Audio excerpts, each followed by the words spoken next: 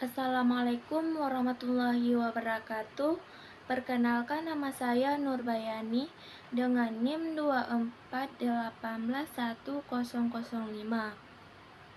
dari Fakultas Ilmu Kesehatan, Program Studi Kesehatan Masyarakat dari Universitas Aulia Tama.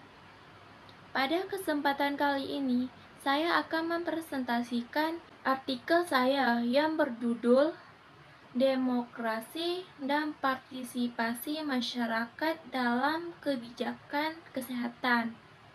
Perspektif mahasiswa kesehatan masyarakat. Topik ini saya pilih karena saya percaya bahwa para mahasiswa, khususnya kita sebagai mahasiswa kesehatan masyarakat, punya potensi besar dalam mendorong kebijakan yang lebih adil dan partisipatif. Demokrasi itu bukan cuma soal pemilu atau pemerintahan, tapi bagaimana masyarakat dilibatkan dalam proses pengambilan keputusan termasuk di bidang kesehatan. Tapi kenyataannya, banyak kebijakan kesehatan masih disusun di atas sampai ke bawah, tanpa melibatkan masyarakat yang seharusnya jadi pusat dari kebijakan itu. Padahal, partisipasi publik adalah bagian dari prinsip good governance. Disinilah pentingnya mahasiswa sebagai agen perubahan. Nah, rumusan masalah, tujuan, dan manfaatnya. Dari latar belakang tadi, rumusan masalah yang saya angkat adalah bagaimana prinsip demokrasi bisa membuka ruang partisipasi masyarakat dalam perumusan kebijakan kesehatan. Tujuannya adalah untuk menganalisis kesehatan antara demokrasi dan partisipasi masyarakat melalui kajian teori.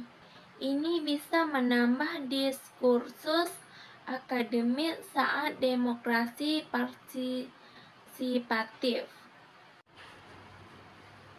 Landasan teori. Secara teoritis, demokrasi yang sehat menuntut partisipasi secara aktif masyarakat.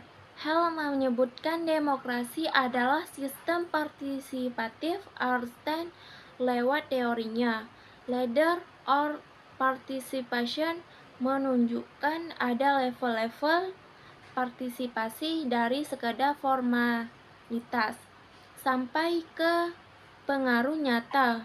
WHO juga menekankan pentingnya ke pengaruh nyata yang berorientasi pada masyarakat dalam teori Habermas. Deliberasi atau dialog menjadi kunci dalam demokrasi. Rifkin juga menekankan pentingnya perkembangan komunikasi.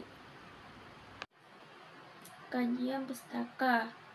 Saya merujuk beberapa literatur utama Einstein bicara tentang tingkat partisipasi. Cornwell membahas tantangan partisipasi di negara berkembang. Nugroho menyoroti bahwa partisipasi di Indonesia masih bersifat simbolik, bukan substantif, tapi saya melihat ada kekosongan. Banyak kajian yang fokus pada mahasiswa sebagai pelaku penting dalam konteks ini. Jadi kajian saya mencoba mengisi gap itu. Pembahasan konseptual. Dalam praktisnya, partisipasi yang diideal masih sulit terwujud. Banyak kebijakan masih dibuat secara teknokratik. Mahasiswa sebenarnya bisa mengambil peran sebagai edukator, peneliti partisipatif, bahkan penggerak advokasi itu.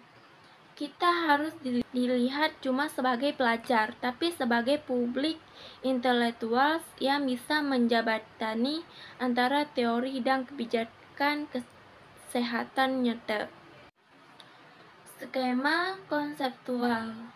Nah, dari ini saya akan membuat skema sederhana demokrasi, mendorong partisipasi masyarakat. Mahasiswa kesehatan masyarakat hadir sebagai katalisator yang menjembatani partisipasi itu ke arah kebijakan yang lebih adil dan responsif. Kita punya posisi strategis di tengah antara masyarakat dan pembuat kebijakannya. Kesimpulannya partisipasi masyarakat dalam kebijakan kesehatan adalah inti dari demokrasi. Mahasiswa punya peran penting, tapi sayangnya belum dimaksimalkan. Harapannya kita semua bisa jadi bagian dari gerakan untuk membuka ruang partisipasi yang indah, yang lebih besar, bukan cuma di kampus tapi juga di masyarakat. Demikian penampilan saya, semoga kajian ini bisa memetik diskusi dan membuka wawasan bahwa kita sebagai mahasiswa tidak hanya belajar teori, tapi juga jadi aktor perubahan nyata. Terima kasih. Wassalamualaikum warahmatullahi wabarakatuh.